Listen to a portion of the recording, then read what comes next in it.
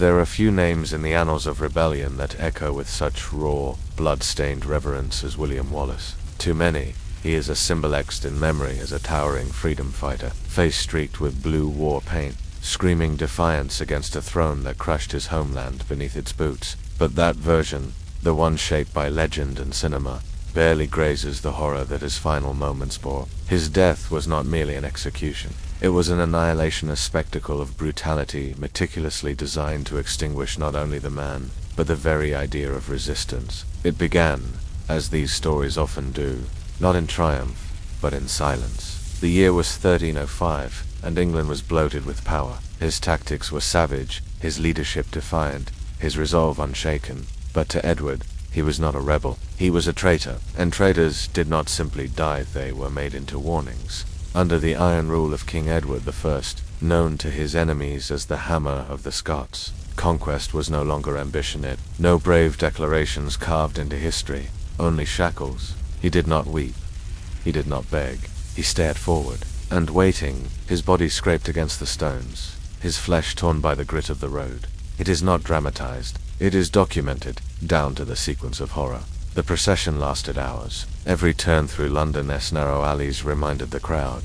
This is what becomes of those who defy the crown. A list of crimes was read aloud, not to inform, but to shame. Treason, murder, insurrection. Wallace had not recognized the English king as his lord, and for that, his death would be one of the most sadistic executions ever recorded in Western Europe. Children stood on barrels for a better view. Merchants clutched their cloaks against the chill. No, death would be too merciful. He was cut down while still conscious, airless and trembling, eyes wide and locked on the sky. Priests watched with furrowed brows, whispering to themselves about honor, damnation, and kings. Some accounts say they were burned in front of him, as he clung to the last shreds of awareness.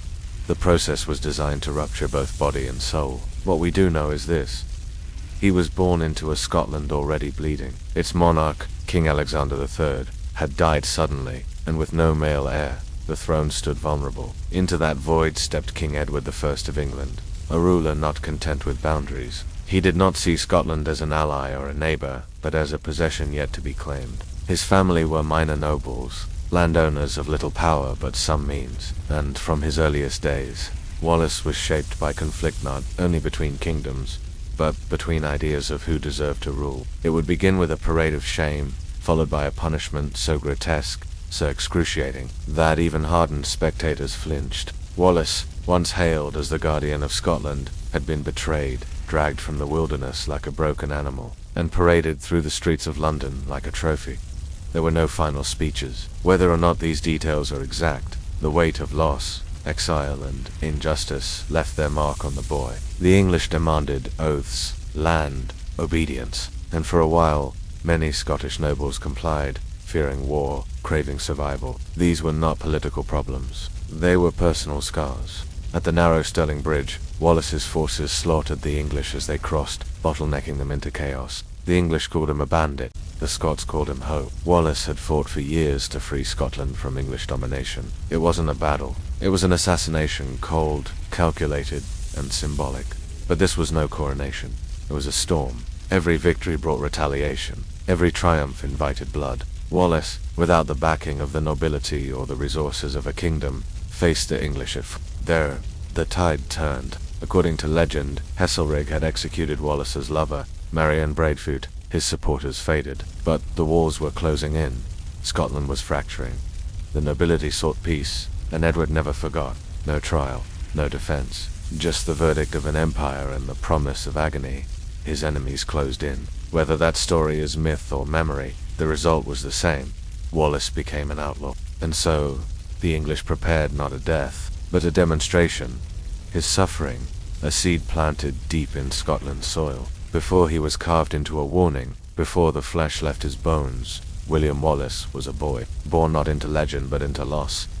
He wanted to live in a Scotland free of chains. You see, in medieval England, treason was a sin that demanded not only punishment, but humiliation, mutilation, and spiritual erasure. But Wallace was not afforded fear, not publicly. He would walk, chained and defiant, into the jaws of a ritual older than justice. As the sun rose on August 23rd, the people gathered at Smithfield, a market ground turned theatre of death. And Wallace, because of how, even in the face of unimaginable cruelty, he never spoke the words Edward wanted to hear, they dragged him through the streets tied to a wooden hurdle, not riding, not walking, but pulled like livestock. But that was only the beginning.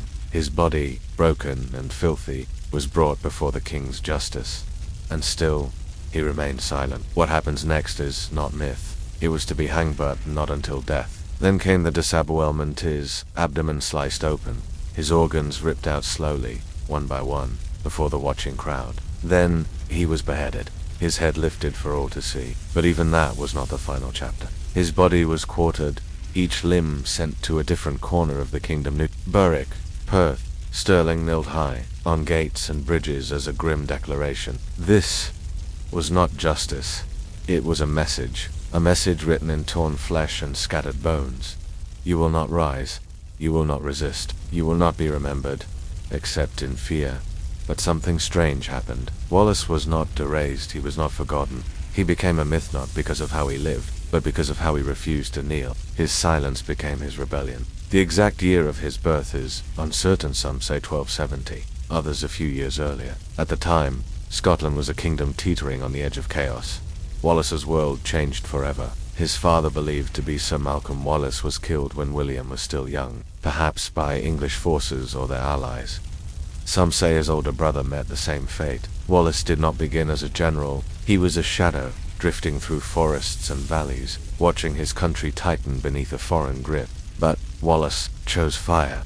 The first act of true rebellion was not an army, but a murder. In 1297, he killed William de Heselrigge, the English-appointed sheriff of Lanark. In a matter of months, he transformed from a fugitive into a guerrilla commander, rallying men not with titles or bribes, but with righteous fury. By the summer of 1297, Wallace joined forces with Andrew Moray, another rebel leader, and their combined armies faced the English at the Battle of Stirling Bridge. It should have been a massacre.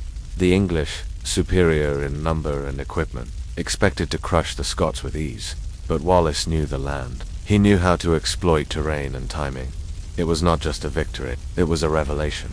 The Scots could win. Wallace's name echoed from village to castle. He was knighted and declared Guardian of Scotland, ruling in the name of the exiled King John Balliol. By 1298, King Edward marched north himself, enraged and determined to crush the rebellion.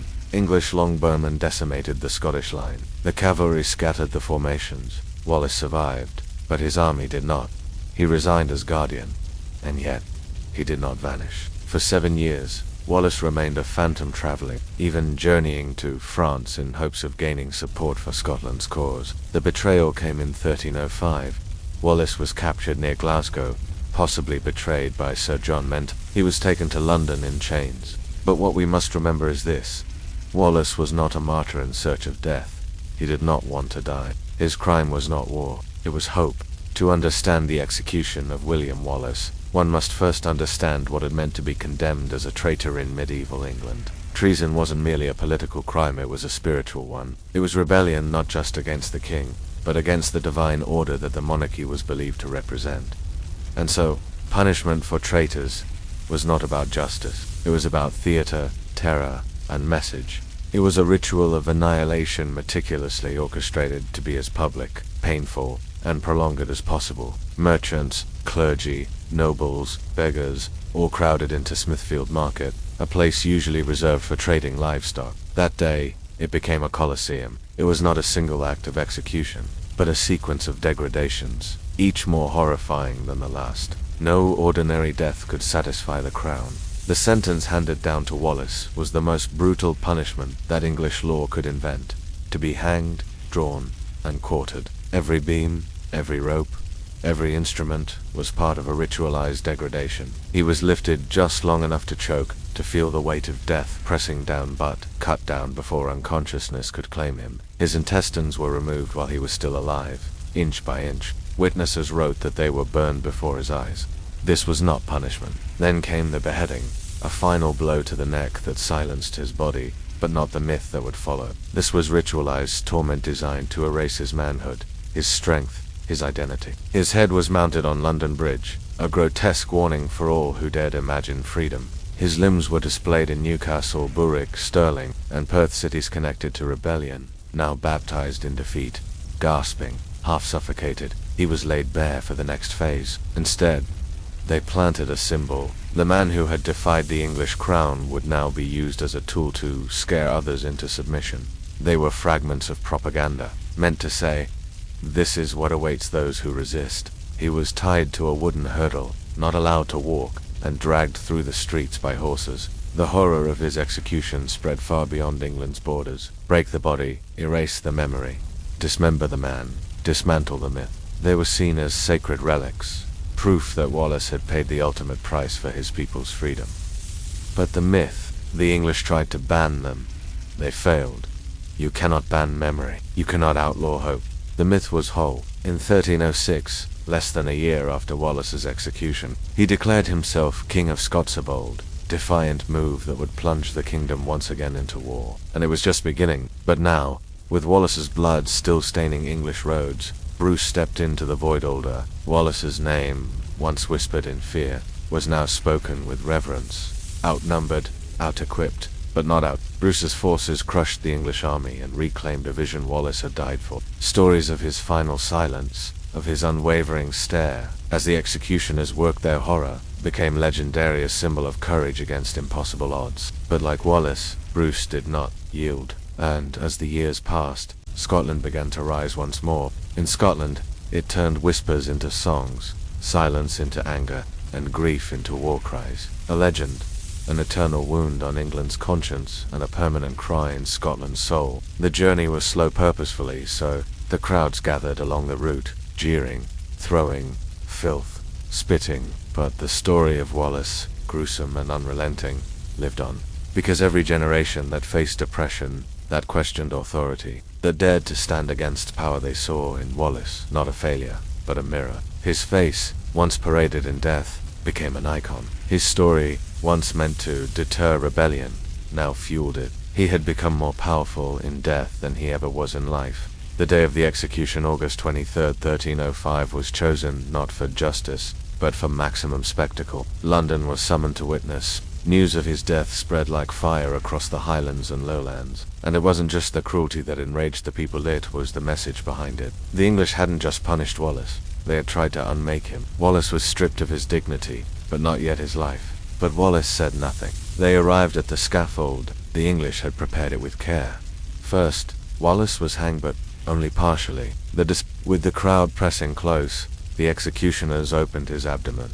But the worst wasn't over. With his life fading, Wallace's heart was torn from his chest, lifted before the crowd as if to show that even his soul could be conquered. But even in death, Wallace would not be granted peace. His body was cut into 4 parts, each sent to a different part of the kingdom. These remains were not treated as a body, but in their cruelty, the English made a mistake. They believed they had destroyed a man. Wallace's death was meant to end his story, but it did the opposite. The man had been dismantled. Death should have been the end. That was the plan. When the English quartered William Wallace and scattered his remains across the realm, it was a strategy steeped in control. But myths, especially those born in blood, do not die so easily. In Scotland, the brutal execution of Wallace did not silence the rebellion.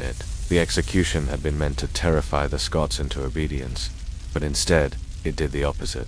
Grief turned into defiance. The remains nailed to city gates weren't seen as trophies by the Scots. In taverns and in forests and fields, ballads emerged soft at first, then louder. And then, as if summoned by Wallace's martyrdom, a new leader emerged. Robert de Bruce, once cautious, once politically calculating, now took the flame left behind and raised it high. Bruce had once been Wallace's rival in the cause, even signing treaties with Edward. The road would not be easy. Bruce's early campaigns were riddled with failure. He was forced into hiding, exiled to the rugged Western Isles. His brothers were executed, his allies betrayed. By 1314, the Scots achieved one of their greatest victories, the Battle of Bannockburn. It was a resurrection, and through it all, Wallace's ghost was there, not haunting, but guiding, and that was Edward's greatest mistake. The king who had sought to crush a rebellion had created a martyr. In time, the English would try to rewrite the story, to soften it, to bury it beneath treaties and centuries. Not just a man who died, but a man who refused to be a... There is a cruel irony in how power seeks to destroy by... William Wallace's body was split into pieces, head, torso, limbs scattered to the winds like warnings, nailed to gates and walls, left to rot in the eyes of travelers and traitors alike. And yet, in the years and centuries that followed, those fragments were reassembled not in flesh, but in memory, myth, and national identity. It began slowly. In the immediate years after Wallace's death, oral traditions took root. Songs were whispered around fires. Secret oaths were sworn in his name. But history, as always, is written not in whispers but by those with ink and parchment. But his version wasn't clean. His story, it was propaganda, romance, and revenge fantasy rolled into one. Wallace, in those verses, is not just a rebel. He is a superhuman force, slaying hundreds of Englishmen with a broadsword, delivering fiery speeches, escaping traps with ease. Enter Blind Harry, who chose death over obedience, who stood against the most powerful throne in Europe and paid the ultimate price. In the late 15th century, nearly 200 years after Wallace's death, a poet known as Blind Harry wrote the acts and deeds of the illustrious and valiant champion Sir William Wallace.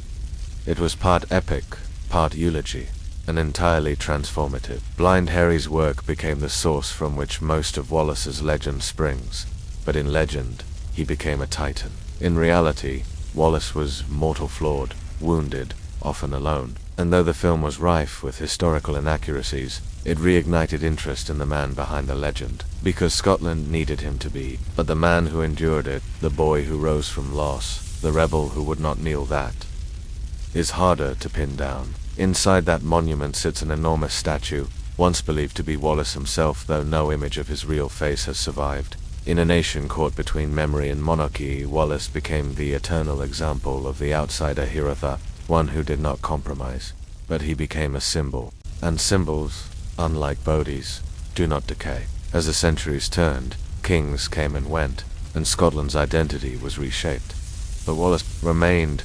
Was his rebellion as noble as we wish, or far more complicated? In 1814, during the Romantic era's obsession with medieval nationalism, a 67-meter-high monument was built at Stirling, overlooking the land where Wallace once fought. We risk forgetting the price that was paid. We risk turning a man into a statue and, in doing so, losing the very rage that gave his story life. Later, in the 1990s, another layer of myth would cement itself in public consciousness. There were civic events, days of spectacle where crowds gathered to watch not only justice but the performance of control, a film break. The condemned were stripped, paraded, mutilated, and fragmented. Each act was a ritual inversion, where a coronation built a man into a king, an execution dismantled him into a warning. London's Smithfield, Paris's Place D, and Edinburgh's Mercat Cross were not chosen for privacy. They were chosen for visibility. Stage upon which power could display its most visceral warning. You do not defy the crown and live. Vendors sold food. Children sat on shoulders. It was entertainment soaked in blood, burning at the stake, boiling, pressing. Each chosen not merely to kill, but to create memory through terror. Mel Gibson's portrayal of Wallace's face, painted, hair wild, voice trembling with defiance, introduced the myth to a new generation. But here's the question. Does myth dishonor truth? This was not mercy, it was indoctrination. He did not name names. He did not renounce his cause. Or does it preserve something deeper? The horror of Wallace's death, the ropes, the blade, the fire, those are real. They are written in stone and parchment. He was a man, but every time his story is retold, we must ask, are we remembering Wallace? Or are we remembering what we want him to be? Did he truly cry freedom at the end, or did he die in silence? There is power in myth, yes, but also danger. It was a reflection of a world shaped by violence and spectacle where fear and obedience walked hand in hand. Because when we smooth over the brutality, the contradictions, the blood, the execution of William Wallace was not just about punishment, it was performance. In the medieval world, death was a ritual, a message carved in flesh. A Wallace's execution is remembered because of who he was, but the method, the structure of his death, it was part of a broader, darker tradition. Public executions in the 13th and 14th centuries were not only sanctioned, they were celebrated. It was seen as a warning fulfilled. The scaffold was not a gallows tucked into a corner. It was placed in the heart of the city. Executions were intentionally brutal because the body was the medium. And the message, fear, to hang, draw, and quarter someone, was to unmake them physically and symbolically. Even thieves, heretics, and rebels faced elaborate punishments. These punishments served multiple purposes. Spectacle, they drew thousands. People came from villages 4 miles to witness the death of a traitor. Morality player. The condemned often had to confess their sins, beg forgiveness, or declare allegiance to the crown before death. Social control.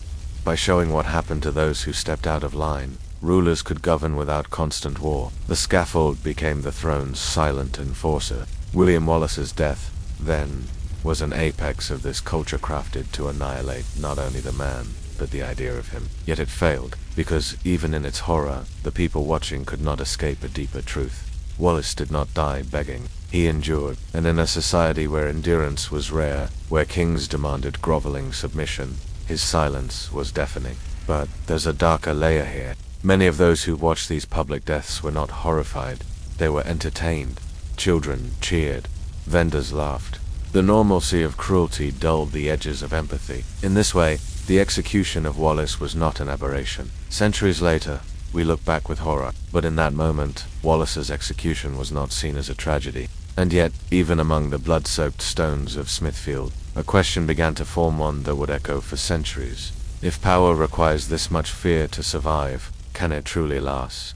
When a man dies, the world changes once. When a martyr dies, the world changes forever. William Wallace's execution did not remain a moment locked in the blood-stained cobbles of 1305. It morphed, twisted, and expanded, growing into something far more powerful than the English crown ever feared. A psychological monument. For generations after his death, Wallace would not lie quiet. He would haunt, not as a ghost, but as a symbol, first in whispers, then in ballad, and finally in the halls of history where myth and memory intertwine. It lingered in the minds of Scots not as a warning, but as a rallying cry. Where the English intended to destroy Wallace's influence, they accidentally cemented it into national memory. The trauma of his death, the sheer brutality, the spectacle, the intention to unmake him was too big to forget. But memory, like the wind, changes direction. Over the next few centuries, Wallace became a mirror, reflecting the hopes and fears of each era. To the Jacobites, he was a rebel ancestor. His story became a canvas, and each era painted over the last, creating a legend more durable than stone. To Victorian poets, he was a paragon of noble sacrifice. To 20th century nationalists, he was a founding father of identity. To Hollywood, he became a blue-faced icon of defiance. Each retelling reshaped his image, and every retelling erased something else. The real Wallace, complicated, hardened by war, capable of brutality, slowly vanished beneath layers of reverence. He was a man shaped by grief, war, betrayal, and vengeance. If we forget the messy humanity beneath the myth, we reduce him to a slogan, and in doing so, we repeat the mistake the English made. We strip away the man. Even in politics, his name became shorthand for Scottish independence. Rhetoric invoked Wallace's sacrifice as proof of a nation's right to survive. His death became currency, traded in speeches, etched in monuments, weaponized in cultural debates. But Wallace's psychological afterlife is more than nationalism. It taps into a universal human response to cruelty and resistance. We remember him because we fear becoming him, because the world that killed Wallace cold, authoritative, merciless is never far away. And so, his story endures in every society that whispers about rebellion in the dark, in every generation that watches governments overreach, in every individual who wonders what it means to die for a cause. But myths can also imprison. It exploded in 1995, when Hollywood released Braveheart. But in time, it transformed into something more, something marketed, performed, and even worshipped. It was a story. Names were changed, events distorted, the blue war paint historically inaccurate. The Romantics invented the timeline, collapsed for drama, a highly fictionalized one. They demand purity, they demand clarity, and Wallace was never clear. He was not simply a hero. The Wallace Monument, built in the 19th century, towers above Stirling like a silent sentinel of Scottish identity, drawing thousands of visitors each year, many of whom know little more than the cinematic myth. For many, Braveheart wasn't just a film, it was catharsis. True legacy requires us to look beyond the blue paint and battle cry to see the man dragged through the streets, cut open in agony, still holding on to silence, not for glory, but for conviction. That silence, that refusal to break, that is the heartbeat that echoes through the centuries. We simplify the messy truth of Wallace's rebellion, his failures, his violence, his stubbornness, instead present him as a clean-cut hero, a man who bled for our modern ideals. The film won 5 Academy Awards, inspired a generation, and reintroduced Wallace to the world stage not as a forgotten martyr, but as a pop culture icon. So the question remains. He fought for a fractured, feudal Scotland. He did not speak of liberty and abstract ideals. He fought for land, loyalty, and vengeance. The more gruesome it was, the more indelible it became. Did Wallace win? He died. He lost the war. His homeland remained divided. He was forged in betrayal, blood, and silence, and in that silence, in those final moments where his voice was taken but his spirit held firm, lies the lesson history cannot afford to forget. But he refused to kneel, and sometimes, in a world of compromise, refusing to kneel is the most powerful legacy a man can leave. As centuries passed, William Wallace's execution remained a wound slow to scab, impossible to forget. In the modern age, history became entertainment, and Wallace's story, once buried beneath layers of trauma and rebellion, was dusted off and polished for public consumption. His name became tourism. His face, fictional as it might be, was printed on mugs, shirts, and keychains. And that myth, and that is what we risk losing when we reduce him to a slogan. Mel Gibson's portrayal of Wallace was fierce, emotive, and unforgettable. But Braveheart was not a documentary. Historians cringed, and yet people believed it, because it felt real, because Wallace, even in myth, embodied something raw. The desire for freedom, the courage to resist, the agony of sacrifice. The emotional truth of Wallace's story is suffering. His refusal to yield rang louder than academic footnotes. But what does it mean when we wrap history in myth? It means we often trade complexity for comfort, and that's dangerous, because when we turn martyrs into mascots, we sanitize the suffering that made them who they were. The real Wallace did not fight for modern democracy, and yet his pain, his principle, and his execution, those remain untouched by myth. They are the bedrock of his story. And the irony is that the very act meant to destroy his memory, his execution, became the core of his legend. In a world starved for integrity, Wallace's image as a man who would not break, who would rather be torn apart than betray his cause, resonates deeper than any polished biography. But myths are fragile. They can inspire, yes, but they can also distract. Because Wallace's greatest strength wasn't his sword, or his speech as it was his ability to endure. He was not built for a flag or a film. As the centuries turned and empires rose and fell, the name William Wallace refused to fade. Though born in medieval blood and buried under royal steel, his story was quietly woven into the fabric of resistance not only in Scotland, but around the world. Why? Because the spectacle of his death was never about William Wallace alone. It was about a message. That power must be absolute, and that those who oppose it must be erased, completely, not just in body, but in memory. But the irony was brutal, because the more they tried to erase him, the more visible he became. In Scotland, Wallace's execution remained a phantom wound festering beneath centuries of uneasy union with England. From parliamentary debates on Scottish self-governance to fiery speeches in times of social upheaval, Wallace was evoked as the soul of a people unwilling to be ruled from afar. His story whispered through the halls of nationalist movements, stirred the ink of poets and politicians, and painted the backdrop of every struggle for autonomy. In the United States, where the Founding Fathers studied classical and medieval resistance, Wallace's legend was cited in pamphlets, sermons, and eventually pop culture. He speaks not just to a time or place, but to a condition, the eternal struggle between the governed and those who seek to govern, absolutely. In the 19th and 20th centuries, his image surged again, now dressed not in chainmail, but in rhetoric. But his influence didn't stop at borders. In Ireland, the echoes of Wallace's rebellion were felt during their own fights for independence. Leaders invoked his sacrifice when rallying against British control. The myth crossed oceans. How empires don't just defeat enemies, they dissect them, display them, and rebrand their remains as cautionary tales. Because a man who dies for his beliefs, no matter how mythologized, becomes a universal icon. The tools have changed, but the tactics remain. Public shame, dehumanization, psychological warfare. His story is a case study in control, a mirror of every regime that crushes dissent with cruelty disguised as law. But Wallace's story is more than inspiration. It's a warning. Even when the blades came for his flesh, even when fire danced in his eyes, he held to the one thing no monarch could touch: conviction. His execution shows how far power will go to maintain itself, not because it was the loudest, but because it was never silenced by compromise. It forces us to ask hard questions, because in doing so, we understand the price of defiance, and we are reminded that the fight for dignity often ends not with cheers, but with silence. His thoughts, except those passed through the veils of chroniclers and poets, remain unknowable, and yet he is still here. In song, in story, in the marrow of a nation, and whether we walk his path or only whisper his name, the burden of that flame now rests with us. How many stories have been lost to fire and fear? How many voices were silenced before they could rise? Not just the crowd's cheers as his entrails were held aloft, not just the silence in his throat as his body failed, and long after Wallace's death, those methods were perfected by monarchs, tyrants, and democracies alike. The tools changed, but the principles remained.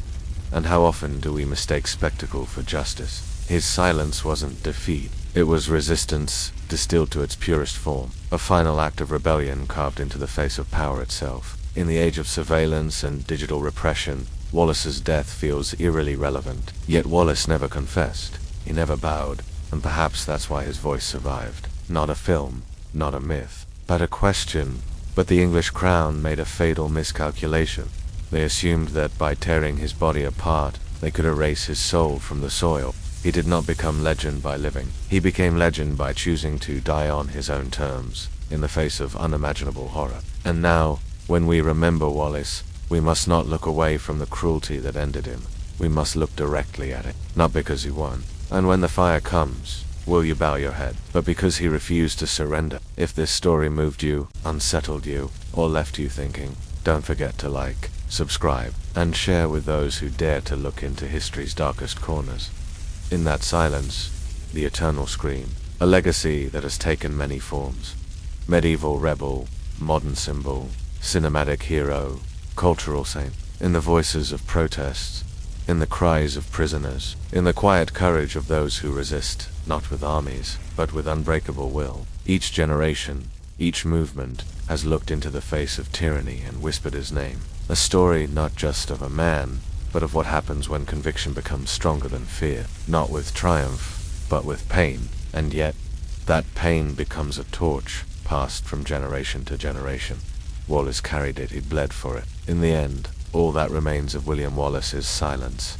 His bones are lost. His voice never recorded. His execution was designed to be the final word, a grotesque exclamation point on a life of defiance. Instead, they planted him deeper.